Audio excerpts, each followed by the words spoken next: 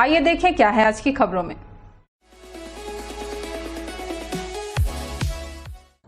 रामपुर विधानसभा क्षेत्र से भाजपा प्रत्याशी घोषित होने के बाद पूर्व गृह मंत्री एवं रामपुर विधायक ननकीराम कंवर ने सघन जनसंपर्क प्रारंभ कर दिया है। गुरुवार को रामपुर विधानसभा क्षेत्र के सुदूर गांवों में उन्होंने धुआंधार जनसंपर्क किया।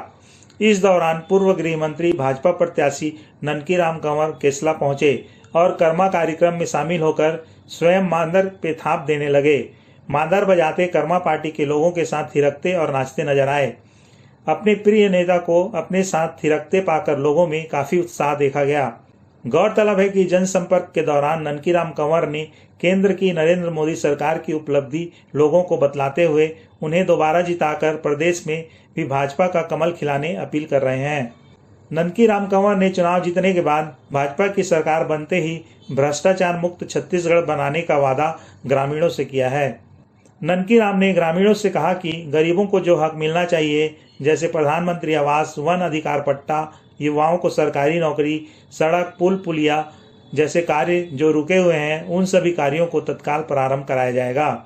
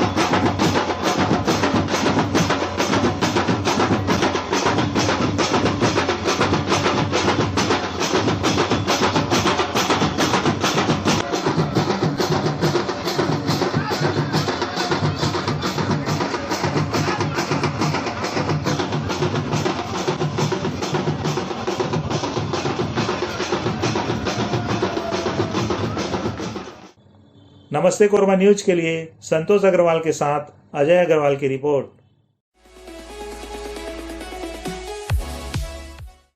विश्व आर्थराइटिस दिवस पर स्वस्थ भारत समृद्ध भारत अभियान के अंतर्गत चलो आयुर्वेद की ओर मिशन के तहत लायंस क्लब कोरबा एवरेस्ट, विश्व हिंदू परिषद एवं आयुष मेडिकल एसोसिएशन के संयुक्त तत्वाधान में गुरुवार को पतंजलि चिकित्सालय निहारिका रोड कोरबा में निःशुल्क जांच एवं उपचार शिविर का आयोजन किया गया। सभी 80 प्रकार के वात रोगों हेतु आयोजित निःशुल्क आयुर्वेद, योग, रक्त शर्करा जांच एवं अस्थि खनिज घनत्व, बोन मिनरल डेंसिटी जांच, चिकित्सा परामर्श एवं उपचार शिविर में 67 मरीज लाभान्वित हुए। शिविर में विशेष रूप से अपनी चिकित्सकीय सेवाएं प्रदान करने वाले छत्तीसगढ़ के सुप्रसिद्ध अनुभवी आयुर्वेद चिकित्सा विशेषज्ञ वैद्य डॉक्टर नागेंद्र नारायण शर्मा ने अपचन, कब्ज, शारीरिक श्रम न करना एवं कैल्शियम, आयरन तथा विटामिन की कमी को वात रोगों का मुख्य कारण बताया। साथ ही इससे बचाव एवं उपचार हेतु अपनी दिनचर्या को नियमित करने के साथ साथ अपने भोजन में कैल्शियम, आयरन एवं विटामिन युक्त भोज्य पदार्थों को शामिल करने को कहा तथा किसी भी प्रकार के नशे से दूर रहने की सलाह भी दी। इसके साथ ही शिविर में BMD मशीन द्वारा अस्थि खनिज घनत्व, बोन मिनरल डेंसिटी की निःशुल्क जांच कर संबंधित औषधि भी प्रदान की गई।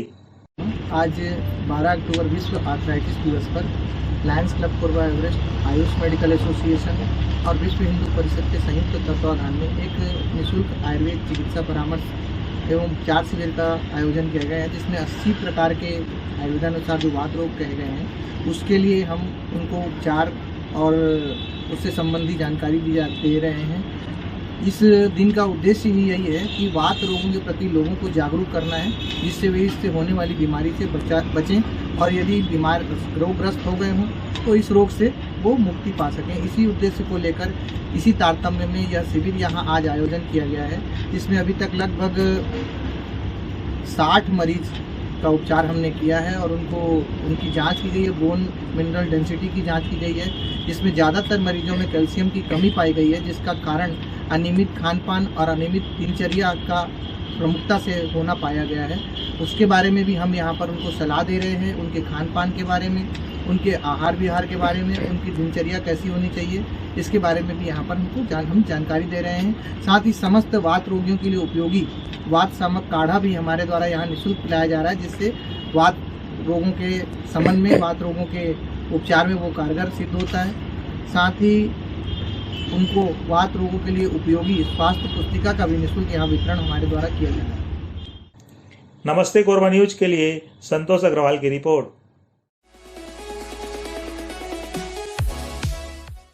एक 28 वर्षीय महिला पिछले 15 दिनों से लापता है।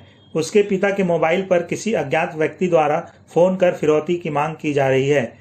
पुलिस द्वारा पहले मामले में गुम इंसान का मामला दर्ज किया गया था। अब मामले में अपहरण का अपराध पंजीबद्ध कर पुलिस द्वारा जांच शुरू कर दी गई है। मामला कोरबा जिले के बांगो थाना क्षेत्र का है। दरअसल बांगो थाना क्षेत्र के ग्राम चुलभट्टी में रहने वाली 28 वर्षीय संतोषी बाई पिछले 28 सितंबर को कोरबा जाने के लिए घर से निकली थी, लेकिन वह रहस्यमयी ढंग से लापता हो गई। परिजनों द्वारा मामले में बांगो थाने में गुम इंसान का मामला दर्ज कराया गया था, लेकिन अब तक उसका कुछ पता नहीं चल पाया है। वहीं दूसरी ओर संतोषी के पिता कृष्णा विश्वकर्मा के फोन पर अज्ञात व्यक्ति द्वारा फोन कर युवती को अगवा करना और उसे छोड़े जाने के एवज में 15 लाख रुपए फिरौती मांगी जा रही है। संतोषी के परिजन कोरबा जिला मुख्यालय पहुंचे और एसपी से मुलाकात कर अपनी आपबीती बताई, जिसके बाद बांगो पुलिस ने इस मामले में अज्ञात अपहरणकर्ता के खिलाफ अपराध पंजीबद्ध कर मामले की जांच शुरू कर दी है। जी 28 तारीख की घटना है। हमारे ग्राम पंचायत चुनभट्टी में एक लड़की कहीं चली गई, जाने के लिए निकली थी कोरबा जाने के लिए, लेकिन वो कोरबा नहीं पहुंच पाई। फिर उसके परिजन लोग मेरे पास 29 तारीख को आए। 29 तारीख को शाम को आने की वजह से हम लोग थाना में नहीं जा पाए। फिर 30 को रिपोर्ट दर्ज करवाने गए थे। फिर 30 को वहाँ बताए गुमशुदा लिखे हैं उन लोग, और हम लोग डिटेल बताए कि मेरे फ़ोन में कॉल आया था, 15 लाख की फिरौती मांग रहे हैं, किसी ने किडनैप कर लिया है करके मेरे में फ़ोन आया था। फिर उन लोग रिपोर्ट खोज खाज अपने स्तर से किए। हम इस लोग की गाड़ी में हम इस लोग गए थे खोजने के लिए, तो पुलिस लोग के साथ। उसके बाद अभी तक कुछ पता नहीं चल रहा है और अभी शांत बैठे हुए हैं पुलिस वाले। उस घटना कोई कॉल रिकॉर्डिंग है आपके पास? हाँ है मेरे पास। उन्होंने क्या क्या डिमांड कर रहे हैं? उन्होंने बोले कि 15 लाख दोगे तो आपकी बेटी संतोषी को वापस करेंगे, अन्यथा नहीं करेंगे, ऐसे करके। आप लोग क्या चाहते हैं इस मामले में? हम लोग कड़ी से कड़ी कार्रवाई चाहते हैं सर। ये हम लोग के तरफ का पहला घटना है हमारे एरिया में, और हम लोग बहुत परेशान हैं। आज पहला घटना हुआ है और हम लोग नहीं चाहते कि भविष्य में ऐसे घटना घटे। बांगो थाना में पिछले बार कुछ दिनों से एक गुम इंसान दर्ज किया गया था, जिसमें एक 28 वर्षीय महिला का गुमशुदगी का रिपोर्ट दर्ज कराया गया था। इसके पश्चात परिजनों के पास कुछ फोन कॉल्स आए, जिसमें उनके द्वारा कुछ बताया गया कि वो हमारे पास है, और इस हिसाब से कुछ संदेशा होने पर इसमें बांगो थाना में आज दिनांक को इसमें आईपीसी की धारा 364 और 365 के तहत एक अपराध पंजीबद्ध किया गया है, और बाकी टेक्निकल इसमें जांच किया जा रहा है। उनके जो फोन कॉल्स आए थे और उनके परिजनों के बयान लिए जा रहे हैं और इसमें आगे कार्रवाई की जा रही है। नमस्ते कोरबा न्यूज के लिए अजय अग्रवाल की रिपोर्ट। बुलेटिन में अब वक्त है एक छोटे से ब्रेक का। मिलते हैं ब्रेक के बाद। हमें जानकारी मिली है कि कुछ लोग नमस्ते कोरबा समाचार में खबर चलाने के नाम से पैसों की उगाही कर रहे हैं। आप सभी से अनुरोध है कि खबर चलाने के नाम से अगर कोई आपसे पैसों की मांग करता है तो आप अपने संबंधित थाना क्षेत्र में उस व्यक्ति की शिकायत करें। इसके साथ ही आप हमसे नीचे दिए गए नंबरों पर संपर्क करें। हम निष्पक्ष पत्रकारिता करते हैं। हम अपने कार्य को व्यवसाय की श्रेणी में नहीं रखते। संपर्क करें 7000314479 9827107490।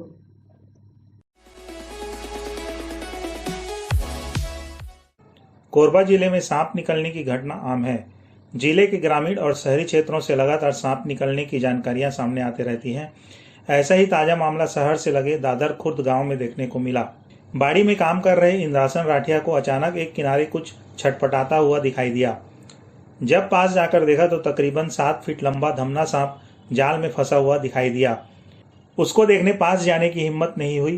फिर उसकी जान बचाने के उद्देश्य से इसकी जानकारी वाइल्ड लाइफ रेस्क्यू टीम अध्यक्ष जितेंद्र सारथी को दिया। थोड़ी देर पश्चात मौका स्थल पर पहुंचे सारथी ने गांव वालों की मदद से बड़ी ही सावधानी से ब्लेड से एक एक कर जाल को काटा। 1 घंटे की कड़ी मेहनत से आखिरकार सांप को आजाद कराने में कामयाब हुए। फिर उसे वहीं बाड़ी में छोड़ दिया गया। तब जाकर सभी ने राहत भरी सांस ली और जितेंद्र सारथी का धन्यवाद ज्ञापित किया। मेरे घर में एक धामना सांप घुस गया था जो कि जाल में फंसा हुआ था, जिसको सुरक्षित निकालने के लिए हम लोगों ने जितेंद्र भैया को फ़ोन किया और उन्होंने आके सही समय पर सांप की जान बचाई और सुरक्षित उसको जाल से निकाला। सर, जैसा कि आज दादर खुर्द में इंद्रासन राठिया भैया के द्वारा सूचना दिया गया कि उनके घर पे एक काफ़ी बड़ा सा जो धामन सांप है वो जाली में फंसा हुआ है और उनका उद्देश्य था कि किसी भी तरीके से उस सांप की जान बच जाए। निश्चित तौर पे ऐसे लोगों की बहुत आवश्यकता है समाज को, जो वन्य जीवों के लिए सोचते हैं और समाज के लिए बहुत एक अच्छा काम करते हैं। फिर हम वहाँ पहुँचे और सुरक्षित जाल को काटने का प्रयास किए और क्योंकि काफ़ी ज़्यादा फंस चुका था तो उसमें लंबा समय लगा काटने पे, क्योंकि उस समय ध्यान ये भी रखा गया था कि कहीं ब्लेड से सांप को कोई हानि ना पहुँचे। और धीरे धीरे करके इंद्रासन भैया के द्वारा, उनके सहयोगी के द्वारा हम लोगों ने सांप को आज़ाद करने पे सफल हुए। और ये एक समाज के लिए बहुत बड़ा संदेश है कि लोग इस तरीके से लोग हैं समाज में जो इन जीवों को बचाने का प्रयास करते हैं। निश्चित तौर पे मैं उनको धन्यवाद करता हूं और दादर के लोगों को मैं तहे दिल से धन्यवाद करता हूं। नमस्ते कोरबा न्यूज के लिए संतोष अग्रवाल की रिपोर्ट।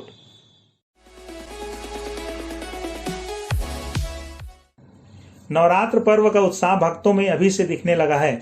गणेश उत्सव की तरह दुर्गा उत्सव का भी भव्य रूप शहर वासियों को देखने को मिलेगा। पर्व की तैयारियां जोर शोर से की जा रही हैं।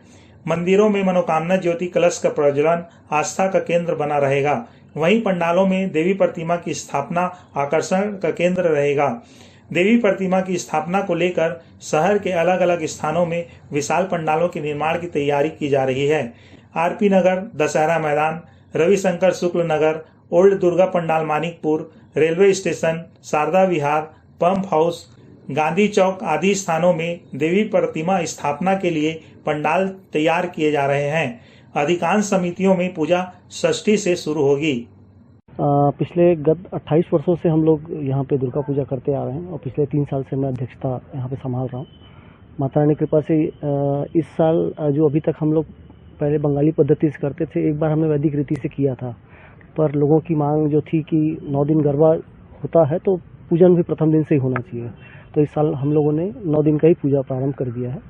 काशी से यहाँ से सब पुरोहित लोग आ रहे हैं और 9 दिन पूरे शास्त्र विधि के अनुसार जो सप्तशती का पाठ होता है वो प्रतिदिन होगा और यहाँ पे दीपक जलाकर हम लोग 9 दिन यहाँ पे इस बार माता रानी की सेवा करने वाले हैं। बदलाव जो पिछले साल हमने दशहरे में चेंज किया था, पहले तक जगह कम होने के नाम से सिर्फ रावण ही जलाया जाता था या दहन होता था वहाँ का, और कुंभकर्ण और मेघनाथ नहीं होते थे, पर पिछले साल से हमने चालू किया है तो वो भी इस बार रहेगा। और जो कार्यक्रम है उसमें मुख्यमंत्री द्वारा पुरस्कृत एक पंडित विवेक शर्मा करके हैं, उनका जागरण है जो अपने महासोन, बागबहरा और धमतरी एरिया में काफ़ी फेमस है। अभी इस क्षेत्र में उनका कोई कार्यक्रम नहीं हुआ है, तो ये इस बार लोगों को देखने के लिए जगराते में एक नया रूप देखने को मिलेगा। पंडाल 65 फीट का बन रहा है। इसमें हम लोगों ने जो चौड़ाई और उसके हिसाब से, चूँकि गरबा हमारा बड़ा होता है तो उससे ज़्यादा चौड़ा हम कर नहीं सकते हैं, पर चूँकि अंदर लोगों की भीड़ रहती है इसलिए अंदर का उसको थोड़ा और बढ़ाया गया है। और यहाँ पे भोग वाला एरिया भी जो आप देखेंगे, क्योंकि इस बार 9 दिन की पूजा होनी है, 9 दिन लोगों को प्रसाद वितरण होना है, उसके लिए जगह छोड़ना था, इसलिए हमने इस चीज़ को ऐसा किया है। और आपको इस बार फूल और लाइट का वो ज़्यादा आपको दिखेगा उसमें, क्योंकि हर बार कपड़े का जो वो होता है वो सभी लोग देखते हैं, जब किसी प्रारूप को बनाया जाए उस पर अलग रहता है, पर देवी का मंदिर और देवी के उसमें हम इस बार फूल और लाइट का काम इस पर ज़्यादा करा रहे हैं। जब पंडाल ऐसा कोई किसी को मोमेंट को देख के, मोनूमेंट को देख के नहीं बनाया जा रहा है, ये हमारे पर्सनल बेसिस पे ही पसंद किया हुआ पंडाल है जिसमें थोड़ा सा अट्रैक्टिव लुक आए। और जो लोग पूरे कोरबा जिला से इस समिति को मतलब देखने के लिए आते हैं, दूर दूर से, कटघोरा, दीपका, आपका सुरा कछार, बलगी, सब जगह से लोग यहाँ पर दर्शन करने आते हैं, तो उनको वो अट्रैक्टिवनेस दिखे। क्योंकि अगर एक प्रारूप किसी का बना दोगे तो एक अलग चीज़ें होती हैं, बट हमारे पास जगह उतना सीमित है कि इस ग्राउंड से बाहर हम कर नहीं सकते, इसलिए पंडाल थोड़ा छोटा और अट्रैक्टिव ऐसा रखा गया है।